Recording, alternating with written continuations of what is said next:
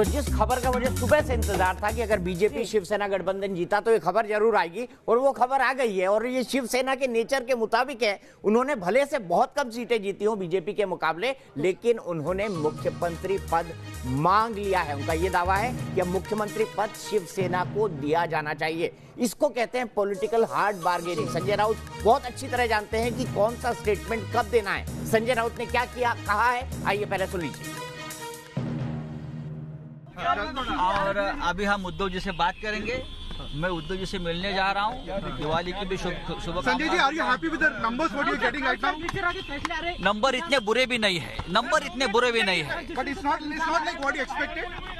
ठीक है, ऐसा होता है कभी कभी, ऐसा होता है। How about the alliance sir? Will you continue with the alliance? Yes, definitely we are continuing with alliance. हाँ हाँ, जरूर 50-50 का फॉर्मूला तय हुआ है, हो जाएगा। Sir, will Aditya Thackeray will be अभी उद्धव जी से बात होगी। हाँ। वैसे दीपक जी, देखा जाए तो इसके पहले भी लगातार शिवसेना की ओर से यही कहा भी जाता रहा है कि जब भी अगर होगा तो अब यहाँ पर अगला मुख्यमंत्री होगा वो शिवसेना का होगा। और यही बात संजय राउत ने भी कही। फॉर्मूला तय हुआ था प्रमोद महाजन और बाला साहब ठाकरे के बीच, वो ये था कि जो ज्यादा सीटें जीतेगी उसका मुख्यमंत्री बनेगा। लेकिन मेरे ख्याल से तब जो शिवसेना थी प्रमोद जी के टाइम पे, वो ड्राइविंग सीट पे थी, इसलिए ये बात कही थी। और पिछली बार तो बड़ी मुश्किल के बाद अब बीजेपी लगभग अपने पूर्ण बहुमत के आसपास थी, बड़ी मुश्किल के साथ, जबकि बीजेपी शिवसेना अलग अलग लड़ी थी, दोनों ने गठबंधन की सरकार बनाई थी। और इस बार उन्होंने किया, इसका कारण बड़ा ये था कि आदित्य ठाकरे खुद चुनाव लड़ रहे थे और वो किसी भी हालत में नहीं चाहते थे कि ठाकरे परिवार का कोई व्यक्ति चुनाव लड़े। और उनको लग रहा था कि मूड जो है वो एनडीए के नरेंद्र मोदी के पक्ष में है, इसीलिए शिवसेना ने यह महत्वपूर्ण अलायंस किया। लेकिन सुभाष, क्या इसको बार्गेनिंग स्टेटमेंट माना जाए? ये माना जाए कि पहले मुख्यमंत्री मांग लो, फिर कम से कम 50-50% के मंत्रियों पर तो एक्सेप्ट कर लो, कुछ बड़े बड़े पोर्टफोलियो ले लो।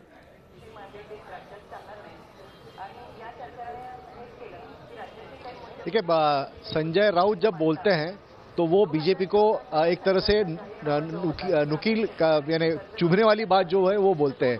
और यही कारण है कि उद्धव ठाकरे पहले संजय राउत को आगे करते हैं और जो उनके मन में है, जो बार्गेनिंग करना है, उसकी पहल संजय राउत करते हैं। तो बीजेपी और उन्हें शिवसेना को पिछली बार ज़्यादा मंत्री पद नहीं दिए थे और इसी का फायदा उठाते हुए जब बीजेपी की सीटें 122 से कम हो रही है, ये शिवसेना देख रही है और इसके लिए अभी से उसने दाव अपना फेंकना शुरू कर दिया है, पासा फेंकना शुरू कर दिया है संजय राउत के जरिए शिवसेना ने, कि वो ज़्यादा से ज़्यादा सीटें जो है मंत्रिमंडल में उसकी मांग करें।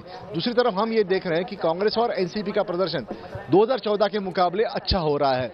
यानी दोनों जो गठबंधन है, अभी 90 सीटें उन्होंने रुझान में पार की हुई है। पिछली बार दोनों जो है वो 82 सीटों तक सीमित रह गए थे।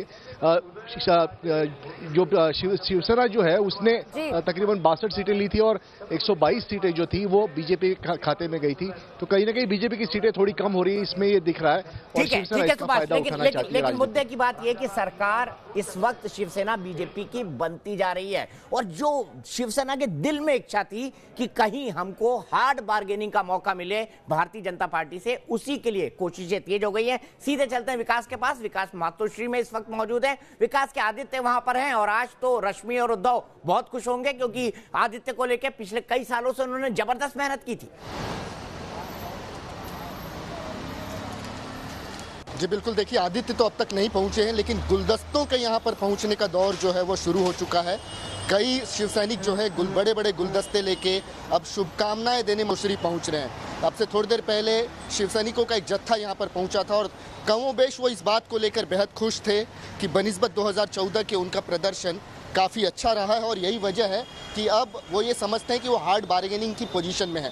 दीपक जी, यहाँ पर मैं एक चीज़ साफ कर दूं कि चुनाव से बहुत पहले एक रैली में उद्धव ठाकरे ने अपनी हसरत साफ कर दी थी और वो ये कहा था कि उन्होंने स्वर्गीय बाला साहब ठाकरे को ये वचन दिया था कि वो एक न एक दिन मुख्यमंत्री के पद पर, महाराष्ट्र के मुख्यमंत्री के पद पर एक शिवसैनिक को बैठे देखना चाहते हैं और वो हसरत अब की बार उनकी पूरी होने जा रही है। तो अपनी मंशा उन्होंने उसी समय से साफ कर दी थी, अपनी हसरत उन्होंने बता दी थी। अब आंकड़े इनके फेवर में है। निश्चित तौर पर एक प्रेशर टैक्टिक जरूर शिवसेना इस्तेमाल करेगी बीजेपी के साथ। एक हार्ड बार्गेनिंग होगी। अगर मुख्यमंत्री पद नहीं भी मिलता है तो मंशा ये होगी कि कुछ पोर्टफोलियो जी ने कि हम अपनी भाषा में मलाईदार मंत्रालय कहते हैं, वो कम से कम हमारे खाते में आ जाए, क्योंकि कहीं न कहीं मैं पुराना फॉर्मूला याद दिला दूं विकास, मैं पुराना फॉर्मूला याद दिला दूं, जो पुराना फॉर्मूला बाला साहब ठाकरे और प्रमोद महाजन के बीच चलता था, वो ये होता था कि मुख्यमंत्री चलिए शिवसेना का मनोहर जोशी थे और उप मुख्यमंत्री और गृह मंत्रालय हमारे पास, यानी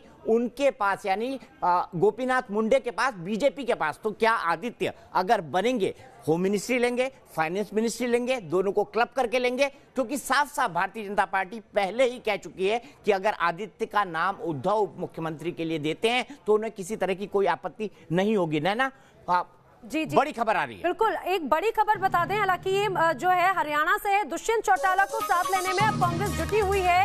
इतना ही नहीं, बल्कि अब खबर ये है कि उन्हें मुख्यमंत्री पद की भी बात की जा रही है। भूपेंद्र सिंह हुड्डा ने सोनिया गांधी से भी बात की है और खबर यही है, सोनिया गांधी को सियासी हालत की उन्होंने हुड्डा ने जानकारी भी दी है।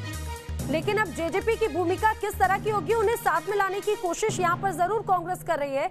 ये देखने वाली बात होगी कि आखिर अब हरियाणा में क्या कुछ होता हुआ नजर आ रहा है। प्रदेश अध्यक्ष कुमारी शैलजा ने भी अब हरियाणा की ओर से ये बयान दिया है, कांग्रेस यहाँ पर सरकार बनाएगी, वो आश्वस्त नजर आ रही हैं। अब उनका कहना है कि यहाँ पर अगर जेजेपी को साथ में लाया जाता है तो माफ कीजिएगा, डिप्टी सीएम का उन्होंने ऑफर दिया है। कांग्रेस ने जेजेपी को साथ में लाने की बात कही है।